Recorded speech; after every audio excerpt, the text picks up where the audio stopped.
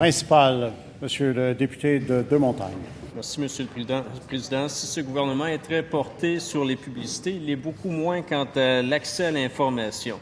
Récemment, le ministère des Transports s'est surpassé en matière d'obscurantisme.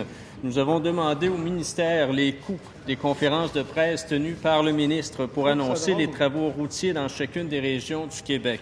La réponse du ministère est à peine croyable et je la cite. Certaines informations ont été caviardées puisqu'il s'agit de renseignements financiers appartenant au ministère des Transports. On nous a donc remis une liste où la moitié des informations ont été caviardées au feutre noir.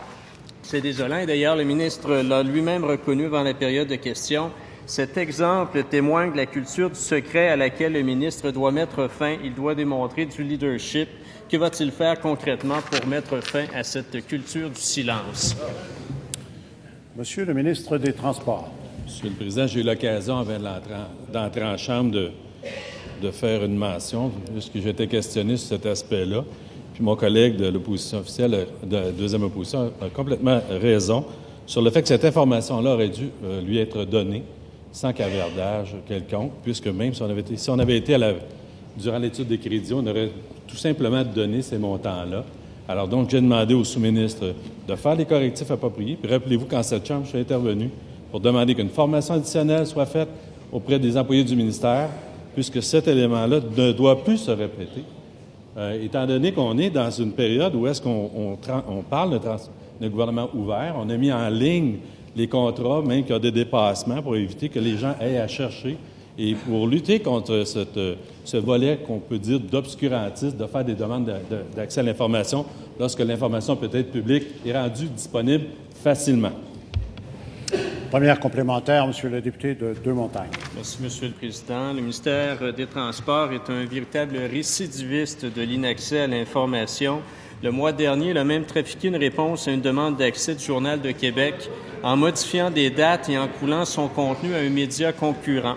C'est honteux, indigne d'un organisme public et les exemples, malheureusement, s'accumulent. Le ministre le dit, il faut briser cette culture du secret. Le premier ministre nous avait promis de former un gouvernement le plus transparent que les Québécois auront eu. Nous avons droit à tout le contraire, à qu'une action. Des transports.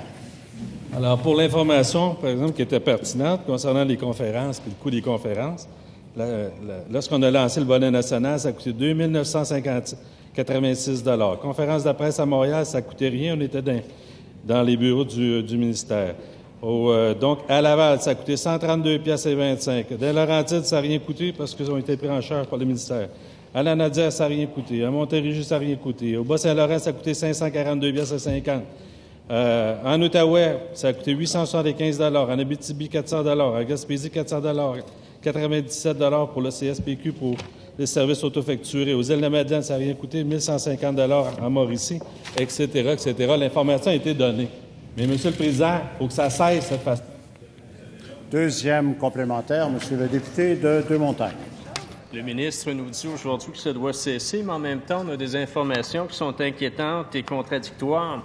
Sous le couvert de l'anonymat, un stratège libéral a même dit en fin de semaine, et je cite, « Les demandes d'accès à l'information des journalistes pourraient être placées sous surveillance ».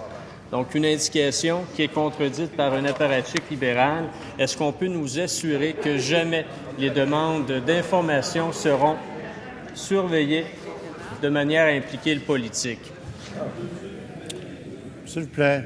Monsieur le ministre des Transports. Oui, Monsieur le Président, donc on a demandé qu'il y ait une formation auprès des employés du ministère, qu'ils comprennent, qu'ils l'appliquent, qu'ils donnent les informations lorsque la loi les autorise à les donner sans délai.